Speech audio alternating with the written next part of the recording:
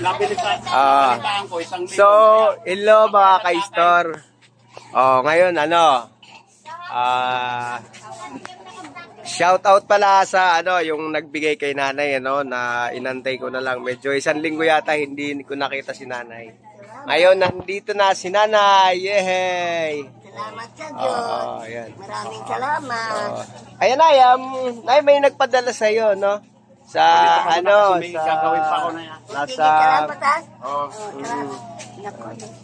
ang tagal na, hinahanapin sana kita kaso bumabagyo. Ang tagal hindi ko naibigay sa iyo. Hindi rin ako makalabas. So, sige, dito tayo, nay.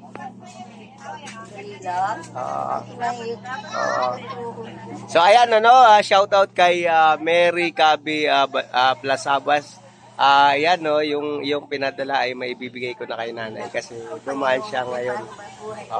Maliit lang naman to pero makakatulong ito kay nanay kasi hirap na si nanay, Sige, ayan si nanay, Idol Mary Kabi Plasabas, nasa yata siya, nasa Saudi. So nagpadala siya ng konti lang at pang lang daw, pang bili-bili mo lang ng pangangailangan sa araw-araw. So ayan ate, ngayong pasensya na, ngayon ko lang nabigay kasi maulan, hindi ko mahanap si nanay.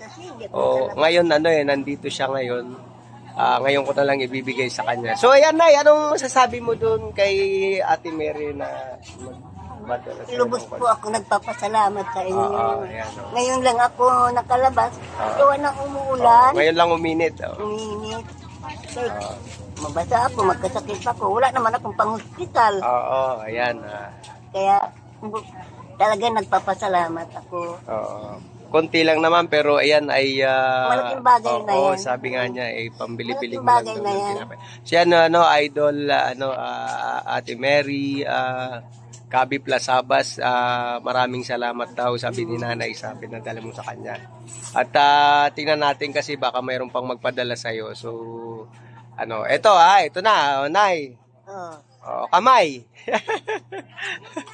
Ayan kukunti lang naman to pero malaking tulong ito sa iyo kada hindi ka nagpadala siya ng 300, so gagawin ko na lang 400. Mayroon pa ako natira, wala pa kasi ako binamano.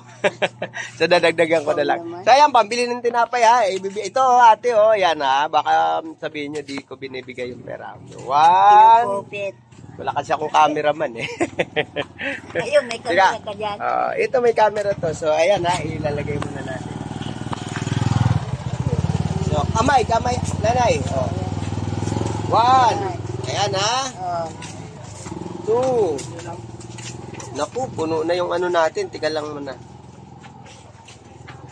Naputol tayo. So, ayan na kay nanay Ayan. Ginawa ko ng 400. So, ayan, maraming salamat ate. At sana pagpalain kayo sa yung kahit medyo mahirap yung buhay natin.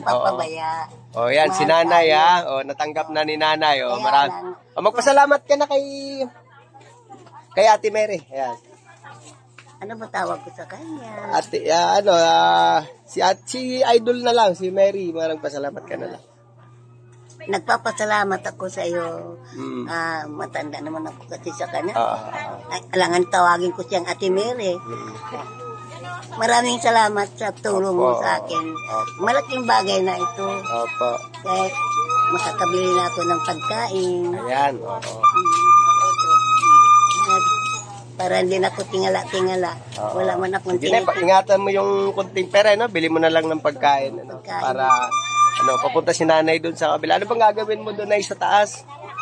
May kukunin din ako doon, bibigyan din ako doon. Ayun mayroon siya kukunin, may nagbibigay sa kanya sa taas. So, si Doktora. Ayan yung mga mabubuti ang puso ay si nanay 80. Ngayon, ilan ang edad mo? 85 si nanay, naglalakad pa. Birthday ko na sa isang Naku, mag-birthday pala si nanay, kaya mo baka mayroong magbigay sa iyo. Kailan ang birthday mo, nay? October 7. Yan, October 7 ang birthday ni nanay. Ano nga pala pangalan na? Hindi ko nakakalimutan ko lagi. May edad na rin ako. Baka... Osita? Tora. Osita? Tora. Sige, yan si Nanay Usita Tora ay nahina na siya pa rin. Nanghihingi lang siya sa taas, no? Pagkain para may makain siya. Kasi ang problema sa kanya ay may anak nga siya isa. Medyo PWD pa, hindi pa makapagtrabaho. So, yan, yun na lang ang inaano niya. 85 na si Nanay. So, ayan, maraming salamat na, no? Sige, ingat ka na lang sa pupuntahan mo. At, Sige. magpasalamat ka na kahit. Okay, sige. Thank you din. Ayan, mga Lodi, ha? Ayan si Nanay. So, pupunta na siya sa Ayan, Ate Mary, Kabi Plasabas, no? Maraming salamat sa binigay mo sa kanya. Pasensya ka na, medyo natagalan dahil maulan, bumabagyo dito, halos sa 2 linggo, no? Ngayon lang din si Nanay naglakad, Ngayon lang talaga. Oo, yun, maraming salamat sa iyo, no? Sana, bala na ang Diyos sa iyo, no? Sa ginagawa mo magtulong, no? Kahit na hindi naman tayo mayaman, no? Tumutulong tayo Kagabi, nagutom ako dahil hindi naman kaming pagkain. Ayun, no? Nagutom si Nanay kagabi, wala siyang pagkain. Tingala ako, nakakita ako ng suka. Yung sa mangkok. Sinigop ko. Naku, Nay, suka. Di lalo kayong magiging acidic noon. Paano kasi, para lang magkaroon na. Sige. Wala naman kaming kape. So, ayan, tipirin mo na lang na yung para, bili ka na lang ng makakain. Sige na, ingat ha. Ayun ang paru-paro. Ayun, yun. Nagbibigay yan ng sign para para magkaroon pa tayo ng pag-asa, masarap mabuhay kahit na na tayo. Sige na, ingat. Sabi ng Panginoon Diyos, mahalin mo ang iyong kaaway. Huwag mong kapugutan.